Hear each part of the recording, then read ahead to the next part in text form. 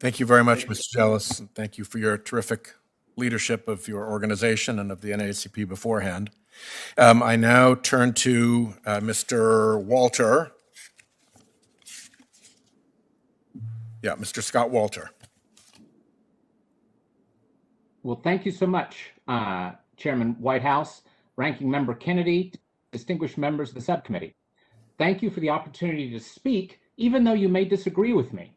That's a great privilege in these grim days of silencing and canceling free speech, and I respect you for allowing it. I'm sure we all agree that democracy is disagreement. At Capital Research Center, where I work, we study the sort of money flows discussed in the chairman's captured courts report. And I've paid you the respect of reading every word. Despite its 18 references to dark money, I was surprised the report doesn't define that term with any legal precision. Is it money in 501c3 nonprofits, in C4 nonprofits, C6s, and donor-advised funds? All those types of groups and more meet the report's vague criterion of, quote, funding for organizations and political activities that cannot be traced to actual donors. My preferred definition of dark money came from a witty man who said, dark money is support for speech the left wants to silence. That definition reveals how dark money conjures up a boogeyman. It shifts debate away from the substance of legal and political disputes to questions of money. And it implies that one's opponents are somehow nefarious just because they use the same funding arrangements everyone else does. Not that both sides are equal in dark money. By any measure, the left has far more dark money than conservatives, and the left's funding arrangements are sometimes more dark than conservatives. Before looking at the numbers, just consider, this very hearing is unthinkable without dark money flowing to everyone here, members and witnesses and both political parties. A decade ago, a liberal group coined dark money to refer only to C4 nonprofits, the independent expenditure groups that grew after the Citizens United decision. But now the term's used to encompass all nonprofits, donor-advised funds, sometimes super PACs. Those different groups have helped every member of this subcommittee get elected. Every single witness you've called today works at and collaborates with nonprofits that receive not completely disclosed support from donors on left and right. To paraphrase President Nixon, we're all dark money users now. Every single battle this committee engages in, every single political and judicial dispute the captured court report mentions, including judgeships, abortion, deregulation, forced union dues, every single one has groups that receive dark money and make arguments on both sides. Yet that simple fact, well known to everyone in this hearing, is never mentioned in captured courts, with one glancing exception when it says in passing that dark money is now used by Republican and Democratic interests alike. Even there, the report claims dark money was, quote, originally a Republican political device. The report gives no evidence for that amazing claim because it's false.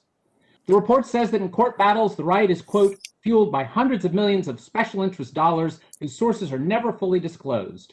This money powers a complex network of think tanks, law school centers, policy front groups, political campaign arms, and public relations shops. Mr. Chairman, you make wonderful charts on all of those things, depicting the side you disagree with. I can make you charts of the identical things among your friends, and every chart I make will show more groups fighting more years with a lot more dark money. To be fair, you may not realize how vast and rich your side is because you've been misled by the partisan one-sided research you rely on from folks like the Washington Post and the Center for Media and Democracy. A few examples.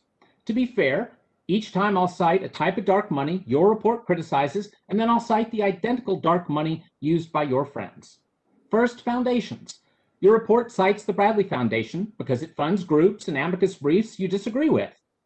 But why did your report keep in the dark the Ford Foundation, whose funding dwarfs Bradley's and whose influence on the court began decades earlier?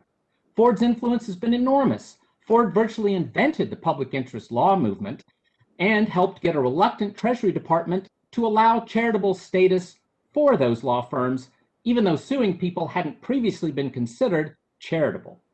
That tax law coup opened the floodgates for left-wing foundations to use dark money to fund lawsuits. Second, public interest law firms. Your report criticizes the Pacific Legal Foundation, but it was founded years after Ford's big expansion of such firms on the other side. Third, donor advised funds. Your report criticizes Donors Trust, but it's no different from the Tides Foundation. Tides was the first ideological donor advised fund provider, created a quarter century before Donors Trust, and for the years your report uses to compile dark money, Tides disgorged almost twice as much. Fourth, C4 groups that campaign for and against judicial nominees. You target the Judicial Crisis Network, but today you invited People for the American Way. That's also a C4, and it invented public multi-million-dollar nomination campaigns in 1987, when it smeared my friend Bob Bork with Gregory Peck ads. Incidentally, the People for the American Way was originally launched out of the Tides Foundation's dark money empire, which has long funded it. Tides dark money also goes to the Center for Media and Democracy. Fifth, your report criticizes a conservative network of groups working together. You said that network over 5 years raised $250 million. But your report ignores the network of front groups run by the little-known Arabella Advisors, even though Arabella Advisors runs Demand Justice and Fix the Court, the groups that are the tip of the spear for your friend's network. Again, your report criticizes the conservative network that raised $250 million over 5 years, but Arabella Advisors network over the same 5 years raised $1.5 billion. Now let's look at the big numbers. If dark money means C4 nonprofits, you and your friends have been ahead for half a decade.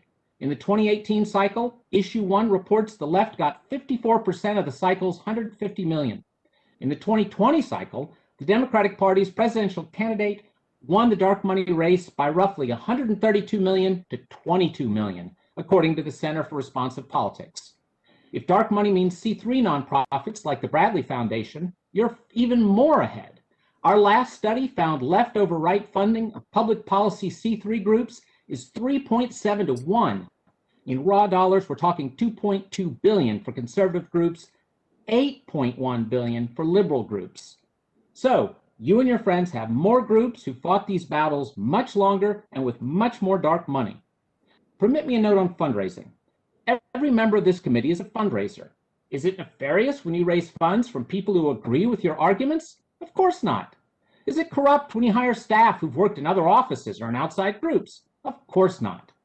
Every member here is proud to fight for what he or she believes in, to raise money for what he or she believes in, to work with anyone who will join you in your fight. Mr. Chairman, the people that your report targets are no different from you and your friends. They just have less money. Thank you, Mr. Walter. We now turn to Professor Adler.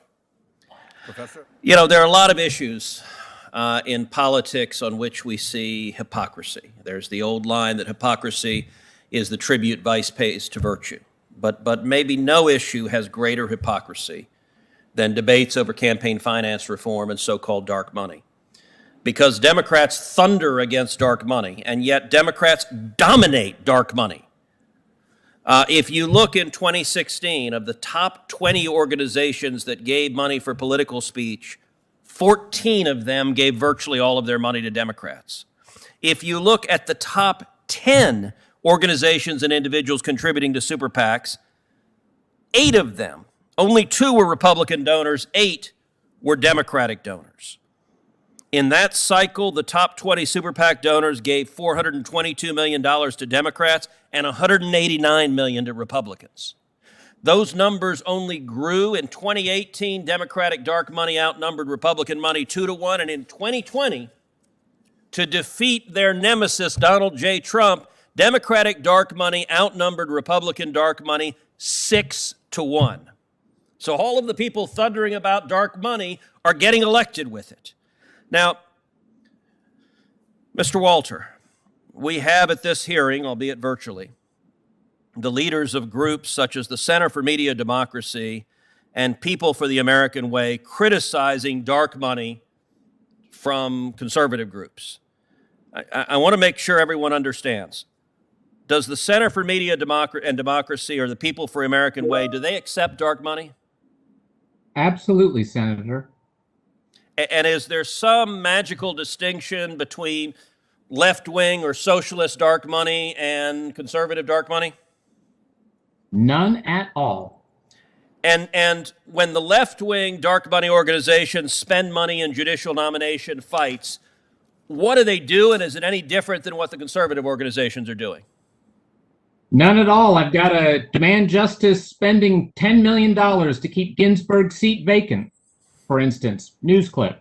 And now that Joe Biden is president, do we expect that these left-wing dark money groups will be working with Democratic senators and working to help confirm Democratic judges? Every single day. Arabella Advisors has been mentioned several times, and you write in your testimony that Politico has called this one of Arabella's nonprofits, the 1630 Fund, a massive dark money network. Why is that? Well, on almost every scale, it registers. It's some of the top in lobbying, some of the top in fundraising, some of the top in TV ad buys against Republicans. In every possible way, it is a huge heavyweight. There's also been a lot of coverage and hand-wringing about conservative groups that advocate judges who will be faithful to the Constitution. For example, the Washington Post wrote a long hit piece on my longtime friend Leonard Leo and his involvement with dark money. But curiously, the Washington Post never wrote about Demand Justice or other groups who were opposing President Trump's nominees using massive amounts of dark money. Why do you think that is? Do you think the Post simply wasn't aware that there was dark money on the other side? Senator, I know for a fact that's not the reason.